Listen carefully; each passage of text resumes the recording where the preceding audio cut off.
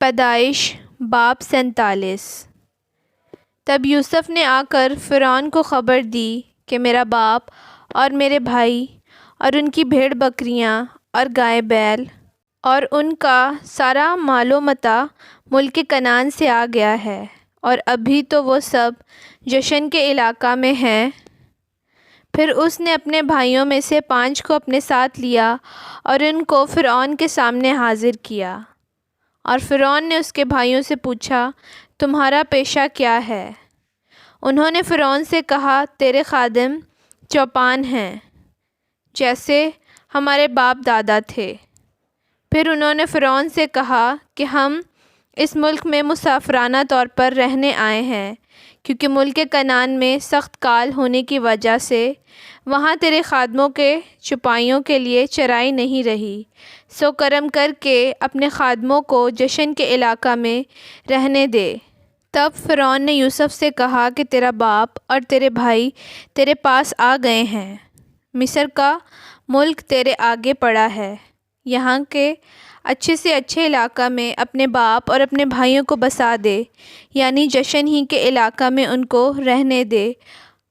اور اگر تیری دانست میں ان میں ہوشیار آدمی بھی ہوں تو ان کو میرے چوپایوں پر مقرر کر دے۔ اور یوسف اپنے باپ یعقوب کو اندر لایا اور اسے فرعون کے سامنے حاضر کیا، اور یعقوب نے فرعون کو دعا دی۔ اور فرعون نے یعقوب سے پوچھا کہ تیری عمر کتنے سال کی ہے؟ یعقوب نے فرعون سے کہا، میری مسافرت کے برس 130 ہیں، میری زندگی کے ایام تھوڑے اور دکھ سے بھرے ہوئے رہے، اور ابھی یہ اتنے ہوئے بھی نہیں ہیں جتنے میرے باپ دادا کی زندگی کے ایام ان کے دور مسافرت میں ہوئے۔ اور یعقوب فرعون کو دعا دے کر اس کے پاس سے چلا گیا، اور یوسف نے اپنے باپ اور بھائیوں کو بسا دیا، اور فرعون کے حکم کے مطابق رمسیس کے علاقہ کو، جو ملک مصر کا نہایت زرخیز خطہ ہے، ان کی جاگیر ٹھہرایا۔ اور یوسف اپنے باپ اور اپنے بھائیوں اور اپنے باپ کے گھرانے کے سب آدمیوں کی پرورش ایک ایک کے خاندان کی ضرورت کے مطابق اناج سے کرنے لگا۔ اور اس سارے ملک میں کھانے کو کچھ نہ رہا، کیونکہ کال ایسا سخت تھا کہ ملک مصر اور ملک کنعان دونوں کال کے سبب سے تباہ ہو گئے تھے۔ اور جتنا روپیہ ملک مصر اور ملک کنعان میں تھا، وہ سب یوسف نے اس غلہ کے بدلے جسے لوگ خریدتے تھے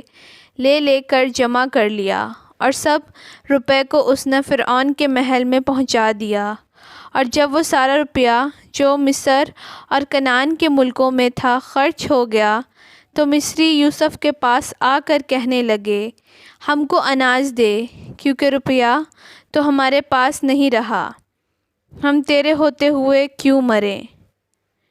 یوسف نے کہا کہ اگر روپیہ نہیں ہے تو اپنے چوپائے دو، اور میں تمہارے چوپایوں کے بدلے تم کو اناج دوں گا۔ سو وہ اپنے چوپائے یوسف کے پاس لانے لگے، اور یوسف گھوڑوں اور بھیڑ بکریوں اور گائے بیلوں اور گدھوں کے بدلے ان کو اناج دینے لگا، اور پورے سال بھر ان کو ان کے سب چوپایوں کے بدلے اناج کھلایا۔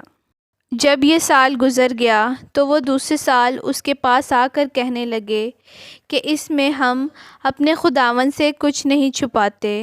کہ ہمارا سارا روپیہ خرچ ہو چکا، اور ہمارے چوپایوں کے گلوں کا مالک بھی ہمارا خداوند ہو گیا ہے، اور ہمارا خداوند دیکھ چکا ہے کہ اب ہمارے جسم اور ہماری زمین کے سوا کچھ باقی نہیں رہا۔ بس ایسا کیوں ہو کہ تیرے دیکھتے دیکھتے ہم بھی مریں اور ہماری زمین بھی اجڑ جائے، سو تو ہم کو اور ہماری زمین کو اناج کے بدلے خرید لے، کہ ہم فرعون کے غلام بن جائیں، اور ہماری زمین کا مالک بھی وہی ہو جائے، اور ہم کو بیچ دے تاکہ ہم ہلاک نہ ہوں بلکہ زندہ رہیں، اور ملک بھی ویران نہ ہو۔ اور یوسف نے مصر کی ساری زمین فرعون کے نام پر خرید لی، کیونکہ کال سے تنگ آ کر مصریوں میں سے ہر شخص نے اپنا کھیت بیچ ڈالا، سو ساری زمین فرعون کی ہو گئی۔ اور مصر کے ایک سرے سے لے کر دوسرے سرے تک جو لوگ رہتے تھے ان کو اس نے شہروں میں بسایا، لیکن پجاریوں کی زمین اس نے نہ خریدی، کیونکہ فرعون کی طرف سے پجاریوں کو رسد ملتی تھی، سو وہ اپنی اپنی رسد جو فرعون ان کو دیتا تھا کھاتے تھے،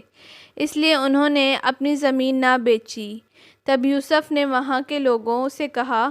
کہ دیکھو، میں نے آج کے دن تم کو اور تمہاری زمین کو فرعون کے نام پر خرید لیا ہے، سو تم اپنے لیے یہاں سے بیج لو اور کھیت بو ڈالو،